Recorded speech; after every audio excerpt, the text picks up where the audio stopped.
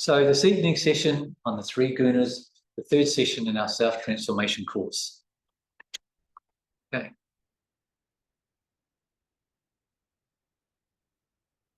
So recap from our session last week, where we looked at the human condition and the mind. So humans are unrefined. We are prakrita, which is we're not integrated, we're ruled by nature, we're animalistic, whereas we actually need to be integrated and become samskrita, well put together, well made. So that's our quest in terms of a human being, saying moving from a lack of awareness to an awareness where we're integrated.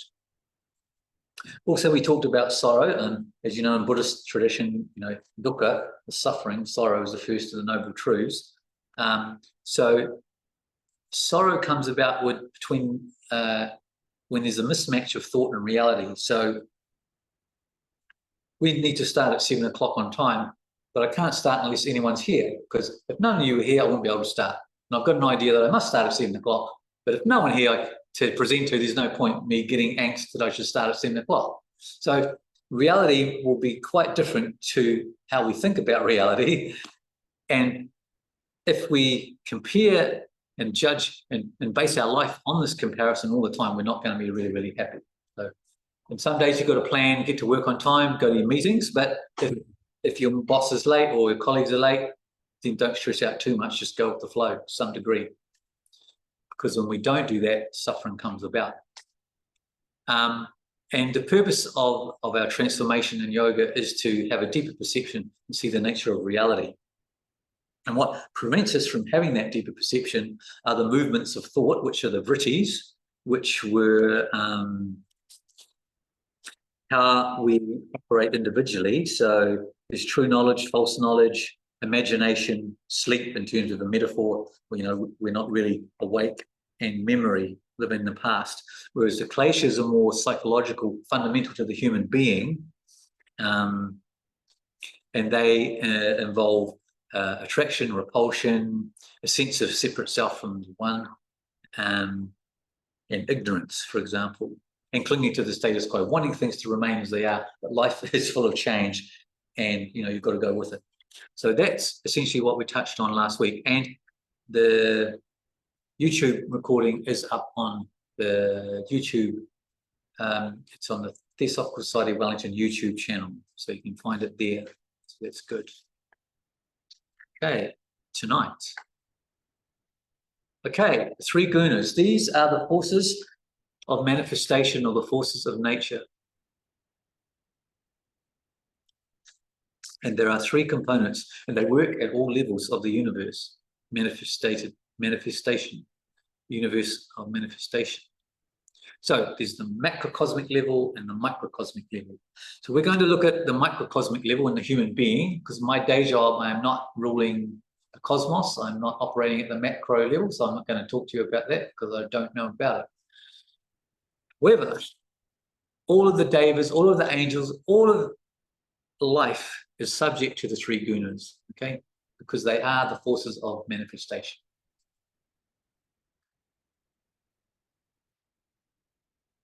Now, this relates to, we talked about in the last couple of weeks, spirit and matter. Human beings are both. And it's symbolized in the Upanishads as the two birds on one tree. So these are best friends, and they symbolize spirit and matter.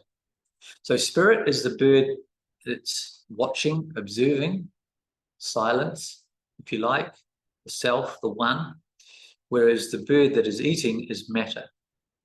So the argument or the suggestion from this Upanishad is that the body, driven by the gunas, will do what it needs to do, but we are not the body. We are not the doers.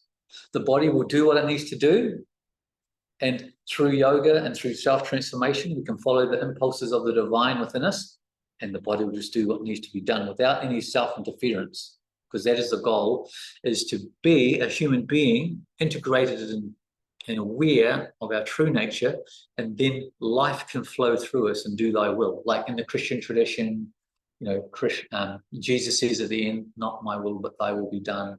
Similarly, at the end of the Bhagavad Gita, Arjuna says to Krishna, he has a choice. You've heard the teaching, now do as you will. So if we have an insight, we know how to act. And that is that the body is just doing what it needs to do. Our mind, our emotions, our thinking. Like when we're doing a task, we're focused, then we can sit back, relax, have a coffee. But, you know, our understanding of the spiritual teaching is that we actually do nothing. It's just life working through the body. So this is what these two birds symbolize. And it's that relationship between spirit and matter, which we talked about last week as well. Okay. Right. So now we'll get to it. How many of you ever get bored? No? Oh, great. Excellent. I thought you were enlightened. I wanted to go straight to a cup of tea. That'd be great. How many of you are restless from time to time? Excellent. Happy? Yes. Lethargic? Just can't get out of bed in the morning, don't want to do anything, put off the next part of your thesis, you know. Passionate, right in there, you know, cheering for the gold medalists in the Olympics. Elise Andrews, yes, I watched her, great. Peaceful, relaxed, like we are at the TS every Tuesday. Habitual, you know, same old, same old. Oh, well, you know. Active, right on there, getting into it, on the go all the time, can't stop, yada, yada, yada.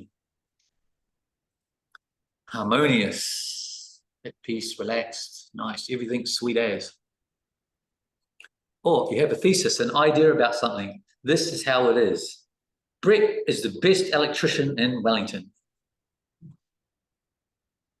No, he's not. I know someone else. Antithesis, opposite. You are not the best. No, yeah, and oh well, maybe Brett is. Maybe he's not. Maybe there's someone else. Let's check it out. You know, a balance between those two.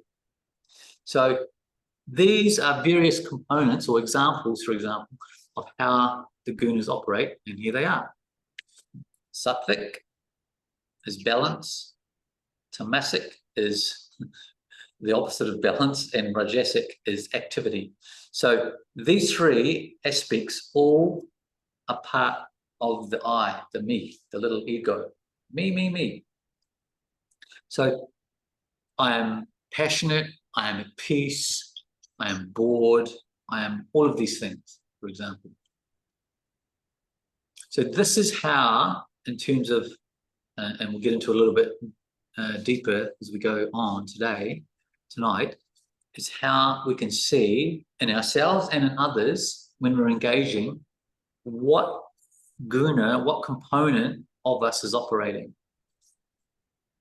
And ideally we want to be in a sattvic state, which we'll get to.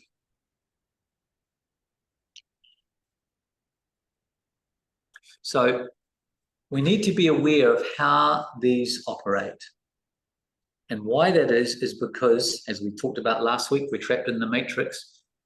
It basically keeps us ignorant of our true nature. Because if we cannot go beyond the gunas and see that there's something more than what we think this body is and how it operates, tamasically, rajasically, or sattvically, then we're actually not going to have that deeper perception.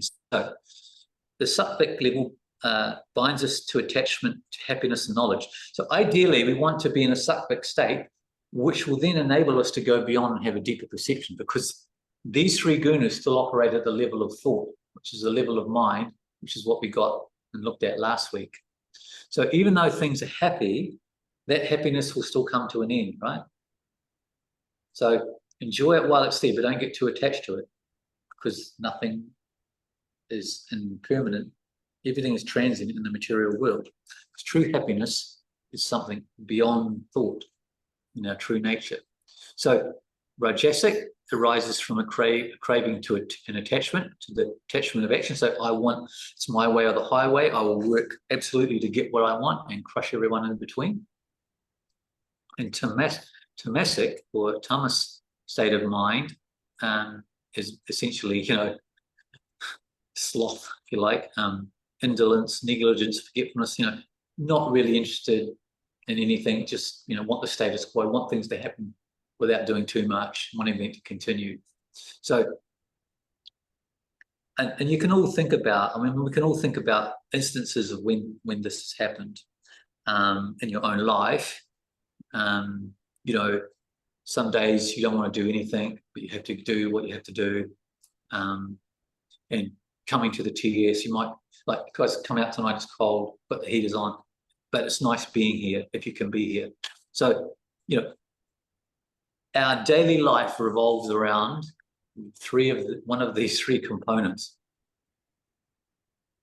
So let's have a look a little bit further then, what Krishna talks about in the Bhagavad Gita of how the gunas operate.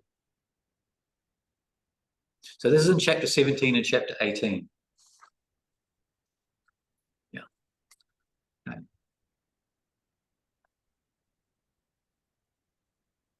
So the gunas are talked about in terms of food, sacrifice, and charity.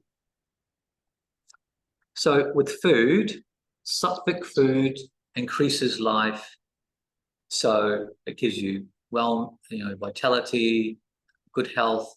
And this is why, for example, and even though there are no dogmas or creeds or authority figures in the Theosophical Society, we advocate, a vegetarian, vegan lifestyle. You can do it because it's actually good for your health. So an example there of sattvic food, nice salads, whole grains, all of that kind of normal stuff you'd find in the vegetarian society, vegan society, all of that. And the Theosophist G.P. Hodgson started the Vegetarian Society, so promoting, sattvic food. Then you've got rajasic food, and you've all been to different parts of the world where there's, and I'm not saying that a particular culture who has that food, it's there for a reason. Like hot food in really hot temperatures is good because it cools your body down and makes you sweat when you eat it.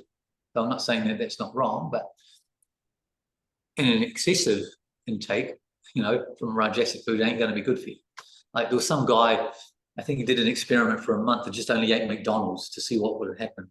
You've heard about that in the paper. It didn't go well, So, and then obviously there's tamasic food, the leftovers, and you just sit there in the fridge for 2 days, and then, it's not good for you either. So these are examples of, in terms of food and what we put into the body. Then there's sacrifice or yajna and how we go about doing it. So sattvic sacrifice is done in the right way and for the right reasons. So it's not to get anything out of what you're sacrificing. So you're making a sacrifice for its own sake, for the one, to help someone. It's not for you to be acknowledged for your help or anything like that. It's just to do it in the goodness of your heart and the goodness of your mind. This is the right thing to do. Rajasic sacrifice as well, it's obviously the opposite. You're going to do something to get something out of it, to be put up on a pedestal. And then tamasic sacrifice is doing it, essentially receiving something without offering in return. So for example, there's some registration, it costs to print the material and things like that. And that's good that you need to pay that, because all payment is required in life and in the spiritual life. Ultimately, it's your sacrifice of your own self is the ultimate payment, the ego gone. So if we go somewhere or do something and don't make an offering, then that's tamasic. And then there's charity, again, giving for the sake of giving. So doing the right thing at the right time. I have a car now, for example. I haven't had one for 17 years, and I'm happy to give people a lift home. I've had a lot of lifts home from myself, from our fellow members as well. So it's doing something at the right time when it needs to be done, for example. And then rajasic charity is when you're doing it, but you're just doing it begrudgingly, or to get something out of it. And similarly, Tamasic charity, it's not done in the right time, the right place. You give your time and energy to someone who didn't really need it when you really should have given it to someone else. Yeah. Okay. And then it's to do with knowledge, action, and the actor. So with knowledge, a subject point of view is to see the one in the many. So that we're all part of the one life, that having that insight, that knowledge. There's no divisibility.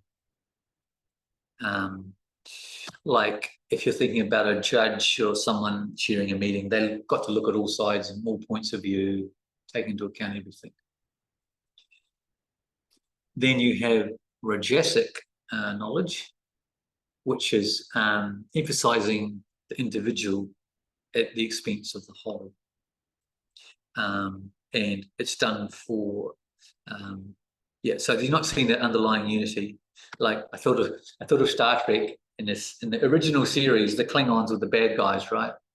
In the Next Generation series, if you're a Star Trek fan, they were brought into the Federation. So it's like all the aliens out there in some movies you see on TV and movies and stuff. All those aliens are the bad guys, the good guys, and the rest of it. So we're kind of thinking about things in terms of that separation. And then from a Tamasic point of view, there's no clarity at all about what you're having insight about or knowledge about. There's no emphasis on finding out what is true. Cling to parts of the truth, not the whole truth, for example.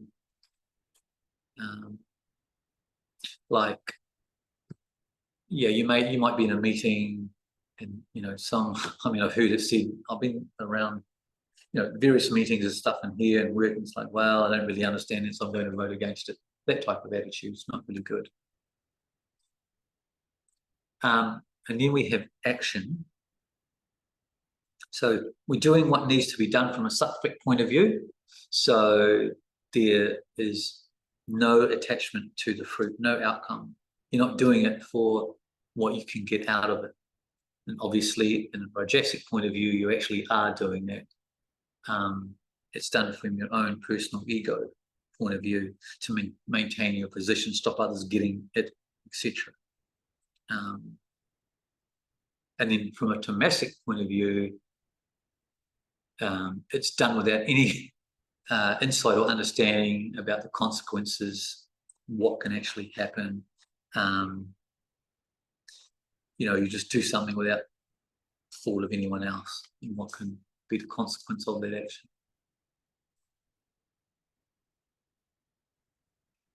And then there is the actor. So this is someone who is free of any egotistical outlook. They're calm and serene in failure and success. They can do what needs to be done when it needs to be done. For example, a lot of young theosophists who we've been hanging out for the last 7 months know what I've done to put this course together. It's taken me 7 months. So even though it's a joy to present it, it still had to be done, and I did it happily without any. I'm just happy to do it. So, but it takes time and energy to do that. So, similarly with a Rajasic outlook, the actor is essentially wanting the fruits of that action, greed, etc. And then Tamasic action is not at all disciplined. It's not doing what's required when it's meant to be required. Someone asks you to do something, you don't do it. You don't really give a hoot. So you can all think of examples of like that in your own life and people you've met. Are you guys okay online? You need any comments or questions? You all good? I guess so. Okay. Then, in terms of levels of understanding, steadfastness, and happiness.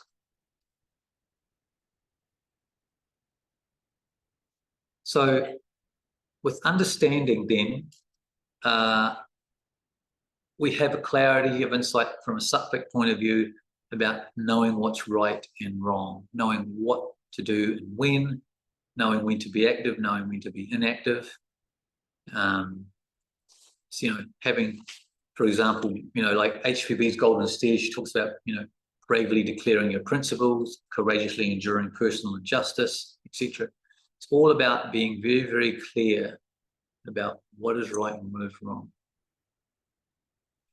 A Rajasic point of view, in terms of understanding, obviously you don't know right from wrong.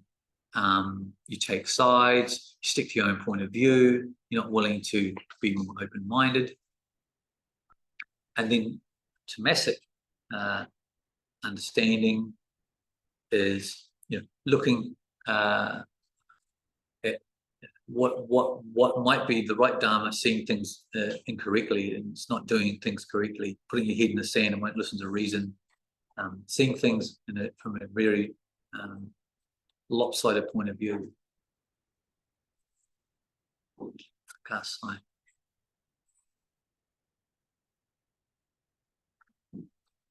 And then steadfastness. So a sattvic point of view in terms of steadfastness is your unwavering commitment to discipline. You're doing your studies, and Jordan has done a PhD. It takes energy and time and effort and willpower. You have to keep at it in doing your project, and it doesn't matter what it is, right? It can be anything. Writing a book. You think of our founders; they wrote so much without computers. A lot of it by hand, and people typed it up. Quite committed. So that's a sattvic steadfastness, if you like.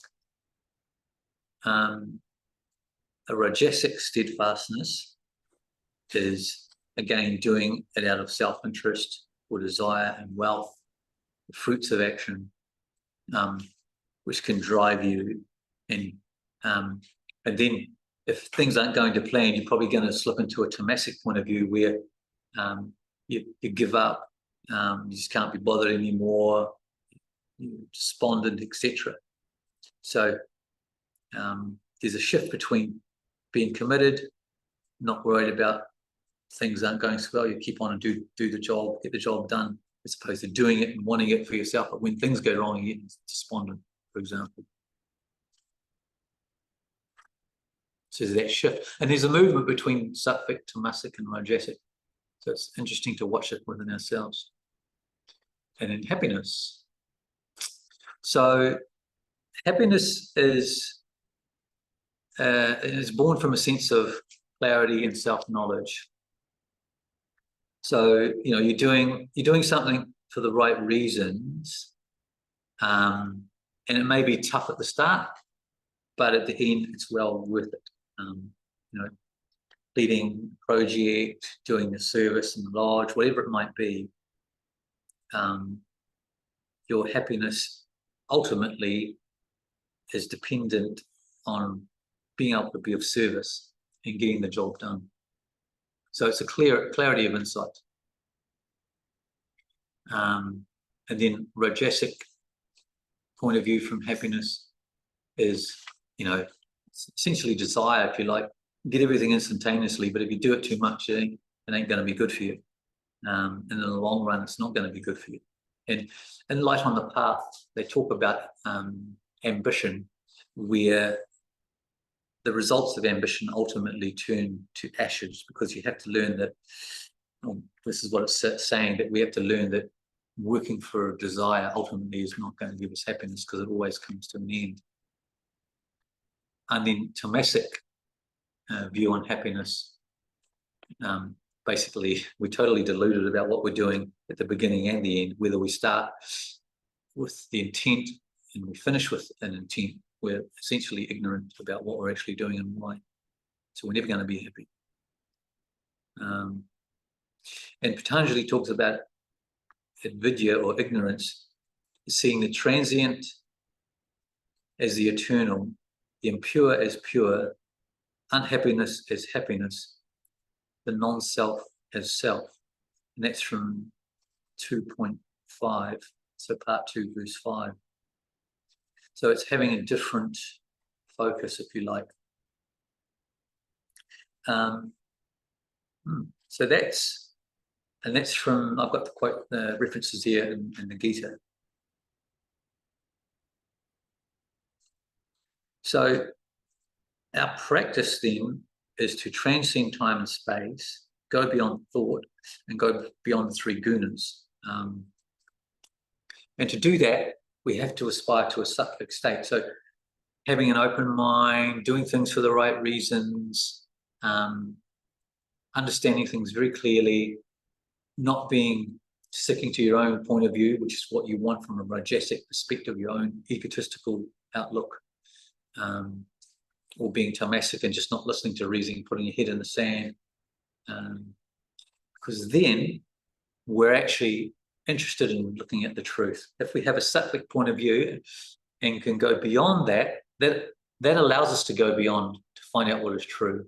Because if we're in a tamasic or rajasic state of mind or operating at that level, then it's still ego-based. So the ideal is to have a sattvic point of view, because as Upanishads say, the mind is both the cause of bondage and our means of liberation. So we need the mind to go beyond the mind.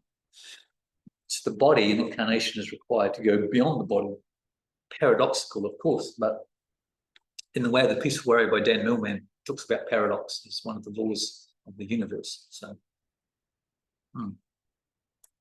So essentially, those are the 3 gunas. And you've got all your notes and stuff there. So happy to have some questions, and I'll stop share.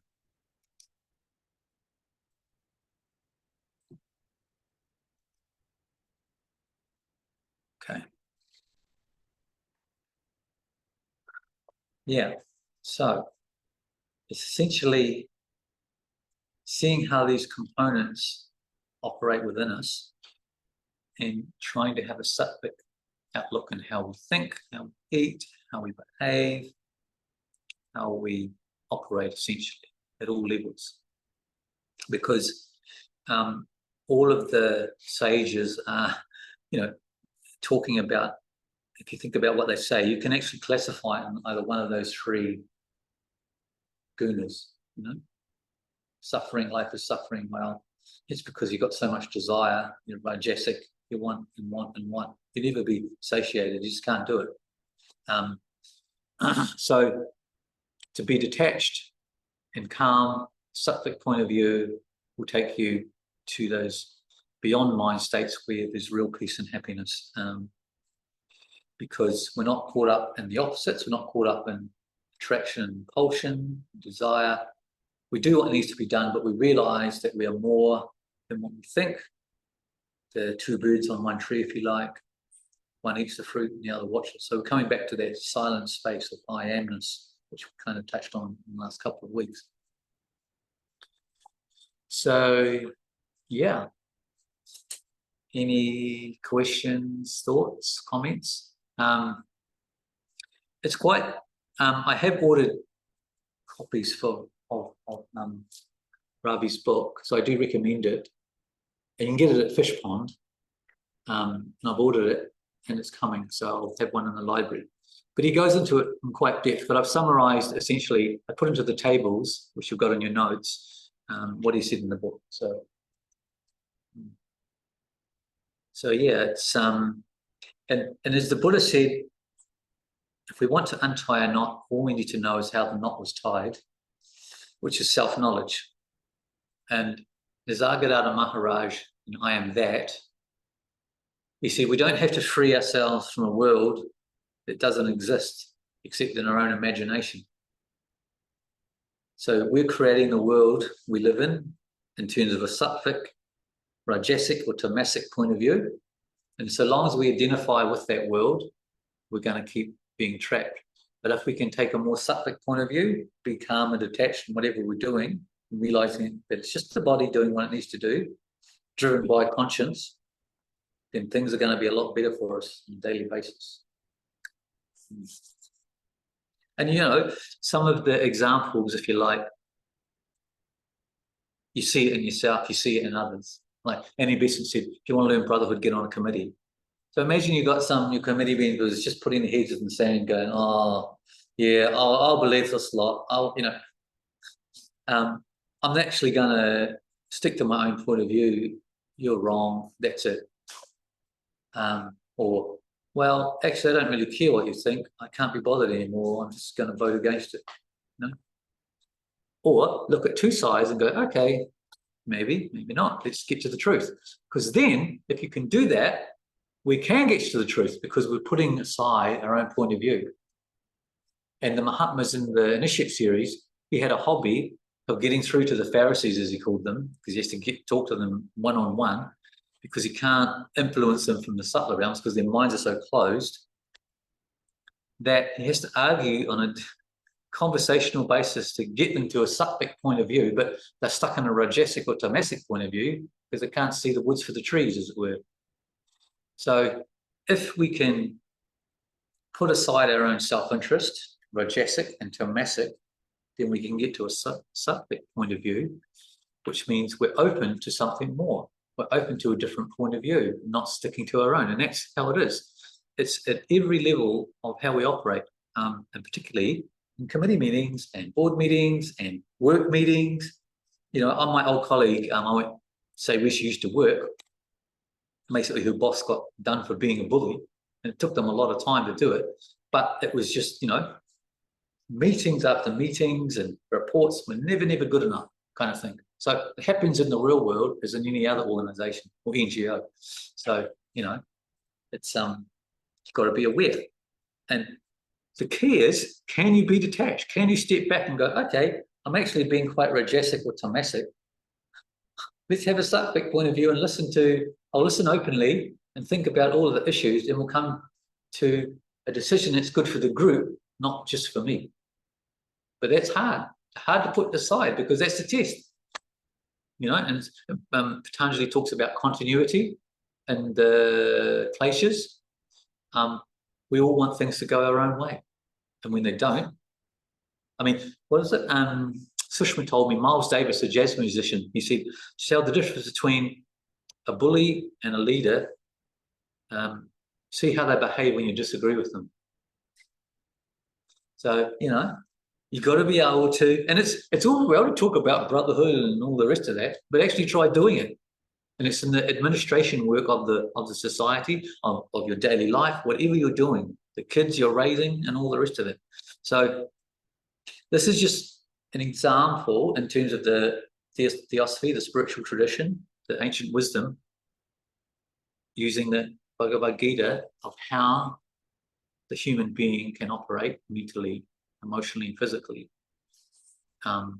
So keep this in mind as go about your daily life, because you can see it. And then you can watch it in others. You can pick it up in others, right? And go, being a bit rajasic at the moment, or tamasic, or sattvic. Great, excellent. So yeah, it's quite fascinating when you get into it. And you can see all the examples, right? Some of the examples in the tables from the Gita, I mean, you can probably think of more for yourself and all the situations you've been in your daily life. Yeah, it's just, I found it quite fascinating, put it all together. It's like amazing. So yeah, cool bananas. It's like, well, and that's the thing. When you see how you get tripped up, you don't get tripped up. It's like that saying, the woman walking down the road at night, there's a shape up ahead and thinks it's someone trying to grab you or something. Man gets a bit closer, it's just a tree, you know? And all fear dissipates. The snake in the rope kind of story as well. So when there's clarity of insight, when we're freed from tamasic and rajasic holds on us in the body of the gunas and just letting the body do what needs to be done and having a sattvic outlook, then we are much happier and at peace because we're going beyond the mind through the sattvic outlook. And that's where real happiness comes from. And it just bubbles up naturally. It's like when you clear the weeds, the flowers pop up. No sweat. And these are some of the weeds, the big weeds, 2 big weeds, the tamasic weed and the rajasic weed, and the sattvic flower. Has anybody written a book about or how to deal with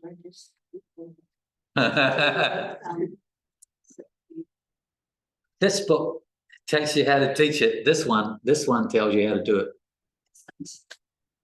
Hey? Yes. Oh, this is the best version I have read. And I've read a few of them, okay? Even Ravi quotes another good version by Sri Krishna Prem called the Yoga of the Bhagavad Gita. But I found Ravi's one to be great. So, yeah. And I'm getting copy for the library. It's on its way. So that talks about it in there. So essentially, it's being detached and not, you know, say you might be in an argument with someone and they're just sticking to their own point of view, rejecting. So you're aware of it. So you just have to have a question. Do I want to carry on this conversation or not? Just, you know, fuck her off. I'm not interested anymore. Bye. I'm off for a coffee. I mean, I don't want to hang around with those type of people. I can tell you that right now. No way. So, or someone who just can't be bothered. It's like dead wood, as Sushma calls them. I'm not talking to people with dead wood, she says. It's enough. I mean, she's super happy because she's in India full of sattvic spiritual people, as it were. She's having a spiritual bath. That's great. She'll be back on Sunday. On Tuesday next week, she'll tell you. So how does this preposition thing relate to transactional analysis and things like that? Like in mine, acts as a parent and then or a child. Oh, okay. So Dean is asking about transactional analysis where the mind acts as a parent, a child. Parent, adult, or a child. Parent, adult, or a child. Well, to be honest, I don't know. I mean, that was just interesting because Barry, you might have a viewpoint. You know about that transactional analysis? So, yeah. In terms of where the ego would be said to come from, it's split in the. Some would say there's a punitive parent and a punitive child.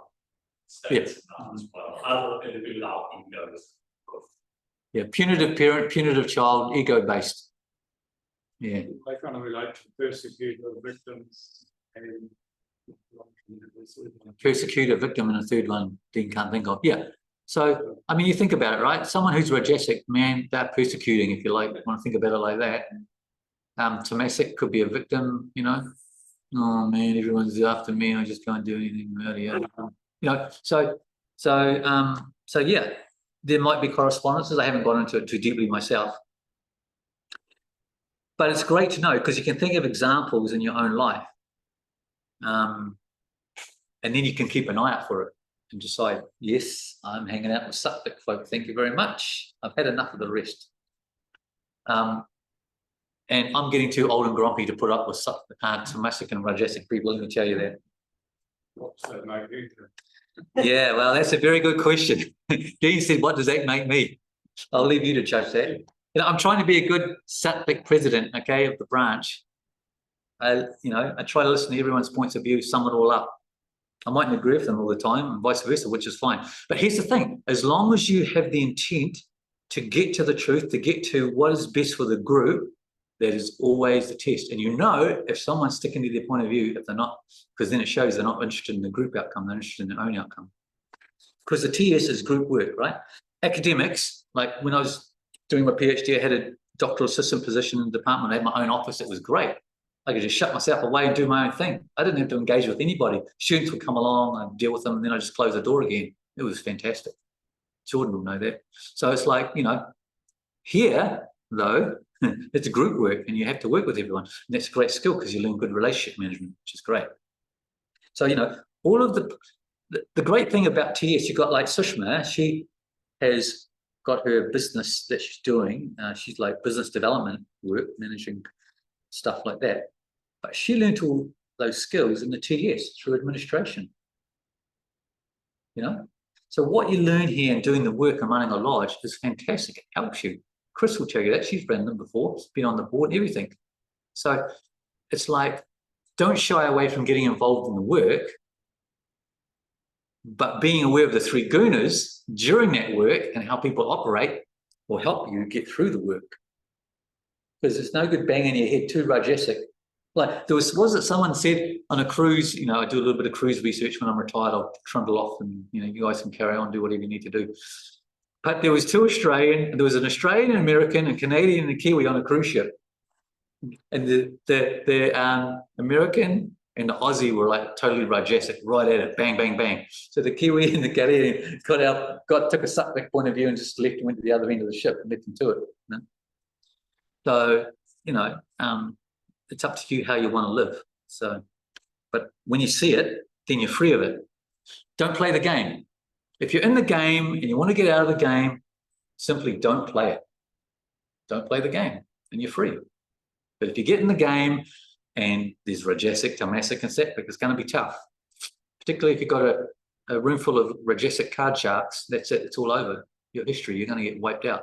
So, you know, like James Bond, all in. So, you know, you've got to know what you're doing. But if you don't play the game, you're a free agent. But I've had enough of playing games.